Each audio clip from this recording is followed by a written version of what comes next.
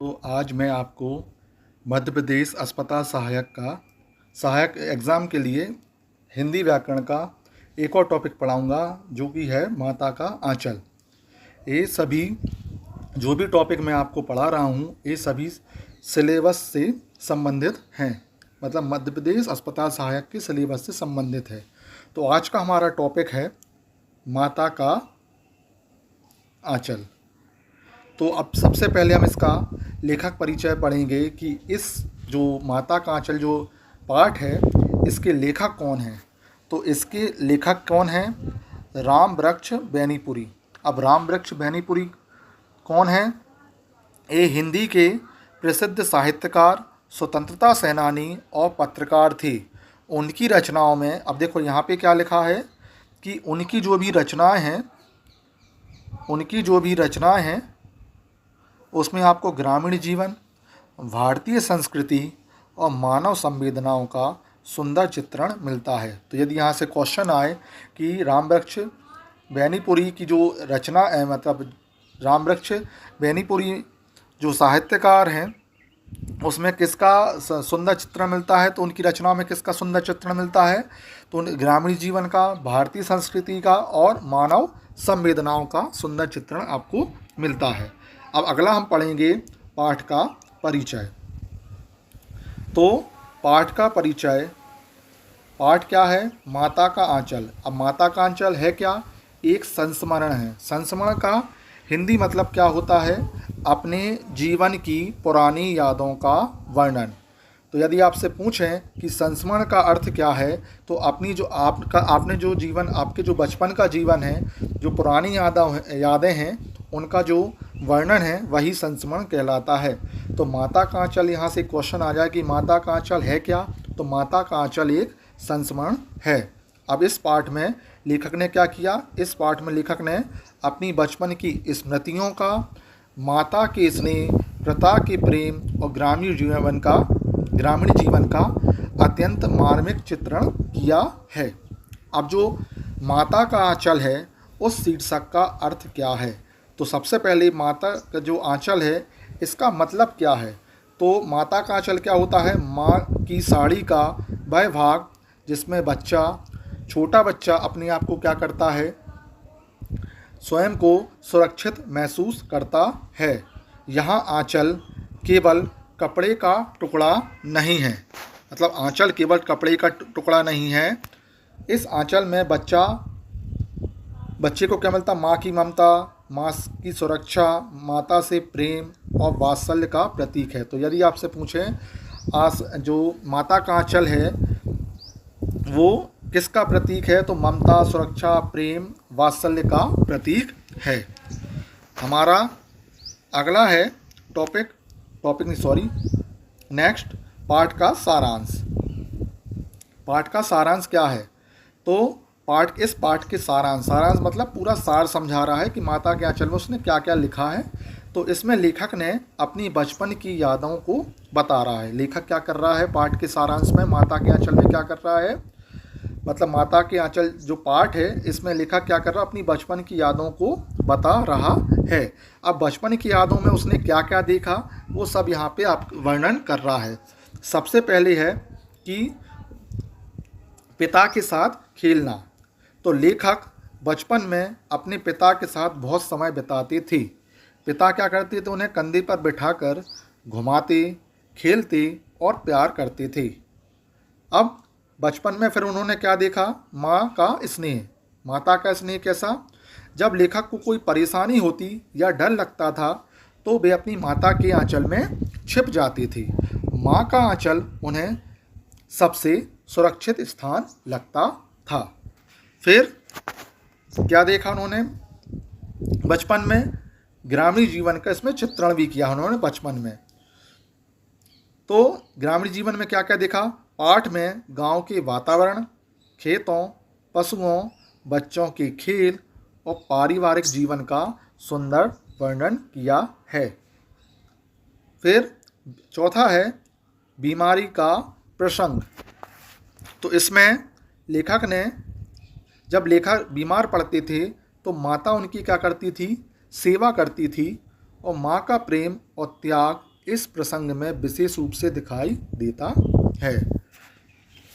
पांचवा है मातृत्व का महत्व। लेखक बताते हैं कि संसार में जो माता का प्रेम है वो सबसे पवित्र और निस्वार्थ है, वो किसी स्वार्थ से रहित नहीं है। मतलब प्रेम जो है वो निस्वार्थ है और पवित्र है। किसका? माता का प्रेम। अब इस पाठ में मुख्य भाव क्या क्या हैं? तो इसमें कौन कौन से भाव मिले? सबसे पहले मिला माता का प्रेम। पूरे पाठ का केंद्रीय भाव, यदि पूछें कि माता के आंचल का केंद्रीय भाव है क्या, तो माँ का स्नेह और वात्सल्य, कि अपने बच्चे को वो कैसा तो प्रेम कर रही है। अगला है मनोविज्ञान। तो बच्चा जब संकट के समय सबसे पहले किसके पास जाता है? माता के पास।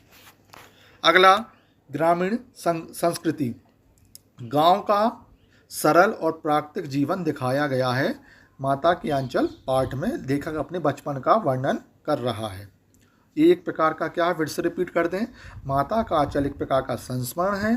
संस्मरण का अर्थ क्या होता है? आप अपनी पिछली यादों, बचपन की यादों को यदि आप लिख दें तो वही क्या कहलाता है? संस्मरण कहलाता है। अब है फोर्थ है पारिवारिक प्रेम। तो लेखक क्या लिख रहा है पारिवारिक प्रेम में? मतलब वो उस भाव में क्या लिख रहा है कि माता पिता और बच्चे के मधुर संबंधों का यहाँ पे चित्रण भी है इस पाठ में। तो अब इस पाठ के माता के आंचल पाठ के जो है प्रमुख पात्र कौन कौन है, इसमें मतलब कौन कौन लोगों ने भाग लिया। तो सबसे पहले लेखक। लेखक का स्वभाव कैसा है? चंचल है, भोला है, माँ से अधिक प्रेम करने वाला है। अब अगला पात्र है माता। माता कैसी है? स्नेहमयी है, त्यागमयी है, दयालु है और वात्सल्य से भरी हुई है, मतलब अपने बच्चे से प्रेम करने वाली है। अगला है कैरेक्टर इसमें पिताजी। पिताजी कैसे हैं? लेखक अपने पिता के बारे में क्या बता रहा है कि वो प्रेमपूर्ण हैं, बच्चों से लगाव रखने वाले हैं, खेल प्रिय है। नेक्स्ट, अब आपको यदि हम आपने जितना भी आपने पढ़ा है यदि उसको हम थोड़ा रिवाइज करें तो परीक्षा हेतु परीक्षा में किस किस प्रकार के क्वेश्चन आ सकते हैं वो यहाँ पे लिखे हैं। तो यदि आपसे पूछे कि माता जो इसमें जो आप पढ़ रहे हैं माता का आंचल, इसमें पाठ का नाम क्या है? माता का आंचल। इसके लेखक कौन? अभी पहले पढ़ा चुके हैं, रामवृक्ष बेनीपुरी। इसकी विधा क्या है? एक प्रकार का क्या है? संस्मरण है, पुरानी यादों के बारे में लिखा गया है। इसमें कौन सा रस बताया गया है? इसमें माता अपने बच्चे से प्रेम कर रही हैं। बच्चा जब भय में डर में अब कहाँ जाता? अपनी माता के पास जाता है। तो इसमें वात्सल्य रस का के बारे में बताया गया है। इसमें कौन सा भाव है? इसमें माता के प्रेम के बारे में बताया गया है, तो मातृ प्रेम है। यहाँ किस प्रकार की पृष्ठभूमि का, किस प्रकार के बैकग्राउंड का या एरिया का वर्णन किया गया है? तो ग्रामीण जीवन का वर्णन किया गया है इस पाठ में। अब इस पाठ का केंद्रीय विचार क्या है? तो इसमें माँ को फोकस किया गया है, माता के प्रेम और सुरक्षा को दिखाया गया है। अब इस पाठ से संबंधित प्रश्न उत्तर, यदि आपने इसको जितना मैंने समझाया अगर ठीक से आपने समझा है तो आप इन प्रश्नों के उत्तर आसानी से दे सकते हैं। सबसे पहले है माता का आंचल किस विधा की रचना है? तो मैंने पहले बताया कि माता का आंचल विधा क्या है? संस्मरण है। पाठ का मुख्य भाव क्या है? इसमें माता के प्रेम के बारे में बताया गया है, तो मातृ प्रेम और वात्सल्य है। अगला है लेखक ने किस जीवन का चित्रण किया है? तो यहाँ पे ग्रामीण जीवन के बारे में बताया गया है, तो उत्तर होगा ग्रामीण जीवन का। आंचल किसका प्रतीक है? आंचल के बारे में पहले बता चुके हैं कि ये ममता का, सुरक्षा का, प्रेम का प्रतीक है। अगला क्वेश्चन है लेखक को सबसे अधिक सुरक्षा कहाँ महसूस होती थी? तो लेखक को सबसे अधिक सुरक्षा माँ के आंचल में महसूस होती थी। आप फिर से एक बार रिवाइज करना हो तो एक बार फिर से रिवाइज करवा दे रहे हैं। आपने माता का आंचल जो मैंने पढ़ा या आपने यदि उसको ठीक से पढ़ा तो आप बताएंगे इसके लेखक कौन है? रामवृक्ष बेनीपुरी। विधा क्या है? संस्मरण। अभी तक तो आपको याद हो गया होगा। रस कौन सा है? वात्सल्य रस। मुख्य भाव क्या है? मातृ प्रेम। पृष्ठभूमि कैसी है? बैकग्राउंड कैसा है? किस एरिया के बारे में बताया गया है? तो ग्रामीण जीवन के बारे में बताया गया है। अब इस पार्ट से रिलेटेड हम आपको 20 MCQ करवाएंगे। यदि आपने इस पार्ट को ठीक से पढ़ा है तो आप इसके आसानी से आंसर लगा देंगे। मेरे क्वेश्चन और विकल्प पढ़ने के पहले ही आप इसके आंसर लगा देंगे। पहला क्वेश्चन है कि माता का आंचल के लेखक कौन है? ए प्रेमचंद, बी रामवृक्ष बैनीपुरी, सी महादेवी वर्मा, डी दिनकर। तो आपने पहले पढ़ा है कि माता के आंचल के लेखक कौन है? रामवृक्ष बैनीपुरी। हमारा दूसरा क्वेश्चन है माता का आंचल किस विधा की रचना है? ए कहानी है, ए बी उपन्यास है, सी संस्मरण है, या डी नाटक है। तो आपने अभी मैंने आपको पहले बताया कि ये क्या है? सी संस्मरण है। अगला क्वेश्चन है कि पाठ का मुख्य भाव क्या है? पाठ का मुख्य भाव क्या है? ए वीरता, बी देशभक्ति, सी मातृ प्रेम, डी हास्य। तो पाठ का भाव इसमें माता के बारे में बताया गया है, तो इसमें सी होगा मातृ प्रेम।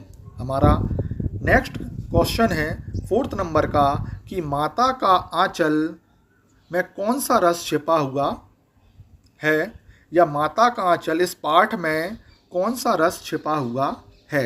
ए वीर रस, बी वात्सल्य रस, सी रौद्र रस, या डी हास्य रस।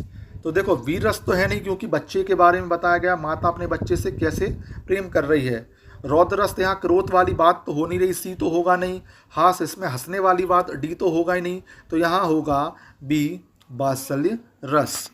हमारा अगला क्वेश्चन है 5वां, लेखक ने किस जीवन का चित्रण किया है?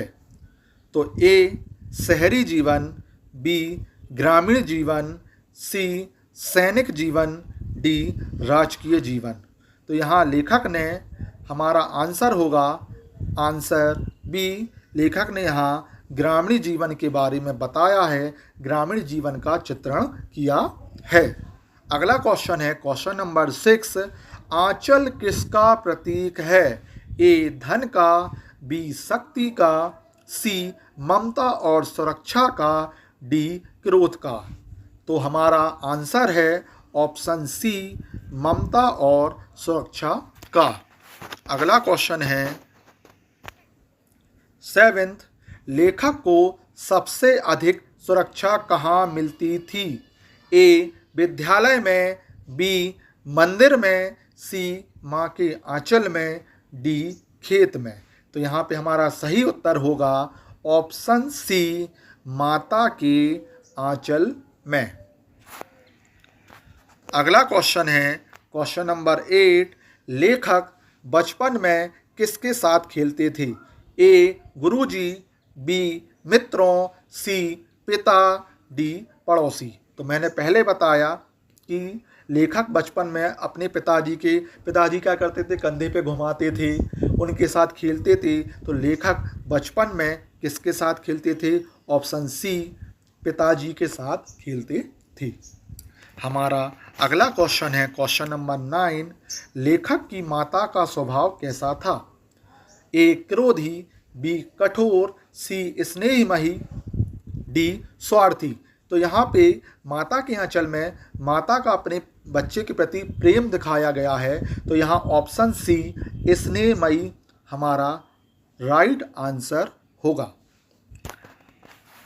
अगला है ऑप्शन डी, माता का आंचल पाठ में किसका वर्णन है? ए राजनीति, बी व्यापार, सी बचपन की स्मृतियाँ, डी युद्ध।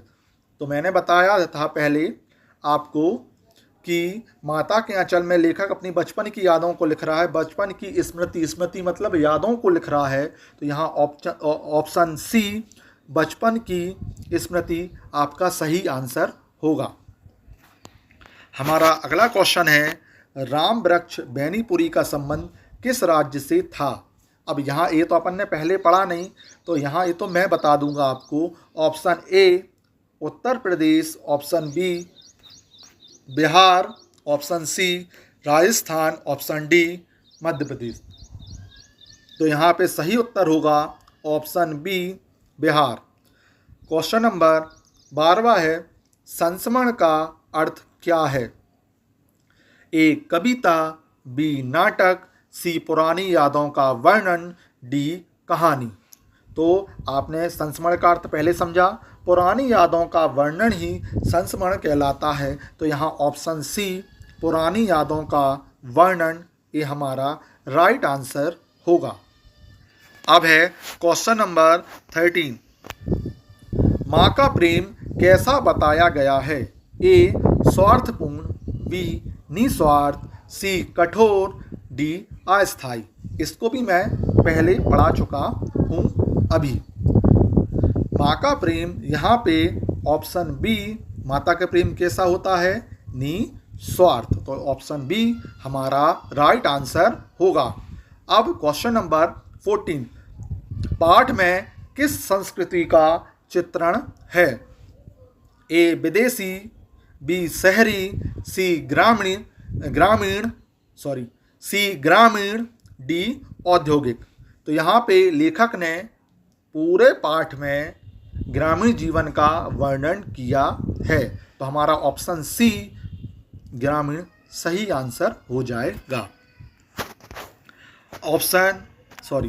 क्वेश्चन नंबर 15, लेखक के अनुसार सबसे अधिक स्थान कौन सा है? ए विद्यालय, बी घर, यहाँ पे फिर से रिपीट कर दें, 15 नंबर का क्वेश्चन, लेखक के अनुसार सबसे सुरक्षित स्थान कौन सा है? ए विद्यालय, बी घर, सी माँ का आंचल, डी मंदिर। तो यहाँ ऑप्शन सी माँ का आंचल ही सबसे सुरक्षित स्थान होता है। यहाँ बच्चा अगर उसको डर लगे सबसे पहले अपने माँ के पास ही जाता है। सही होगा। अब क्वेश्चन नंबर 16, पाठ में किसका महत्व बताया गया है? ए धन का, बी पद का, सी मातृ प्रेम का, या डी राजनीति का। तो यहाँ हमारा ऑप्शन सी माता का आंचल यहाँ पाठ का नाम है। तो यहाँ ऑप्शन सी मातृ प्रेम को यहाँ पे बताया गया है, उसके महत्व को बताया गया है। अगला क्वेश्चन है 17, लेखक जब डरते थे तो कहाँ जाते थे? ए पिता के पास, बी मित्रों के पास, सी माँ के आंचल में, डी विद्यालय में। तो यहाँ लेखक जब डरते थे तो वो कहाँ जाते थे? ऑप्शन सी माँ के आंचल में। अगला क्वेश्चन है 18वां, माँ का आंचल शीर्षक क्या व्यक्त करता है? ए क्रोध, बी घृणा, सी सुरक्षा और ममता, डी वीरता। आपने पहले ही पढ़ा है कि माता का आंचल क्या व्यक्त करता है? सुरक्षा और ममता। क्वेश्चन 19, पाठ का केंद्रीय विचार क्या है? तो पाठ में मुख्य केंद्रित कौन है? किस शब्द पर, किस चीज पर केंद्रण किया गया है? ए शिक्षा, बी मातृ प्रेम और बचपन, सी राजनीति और डी व्यापार। तो यहाँ हमारे पाठ का नाम है माता का आंचल। तो यहाँ ना शिक्षा है, ना सी राजनीति है, ना व्यापार है। तो ऑप्शन बी हमारा राइट आंसर होगा, मातृ प्रेम और बचपन। क्वेश्चन नंबर 20, माता का आंचल पाठ प्रतियोगी परीक्षाओं में किस विषय से पूछा जाता है? तो आपको तो अभी पढ़ाया जा रहा है। तो ए गणित, बी विज्ञान, सी हिंदी साहित्य, डी भूगोल।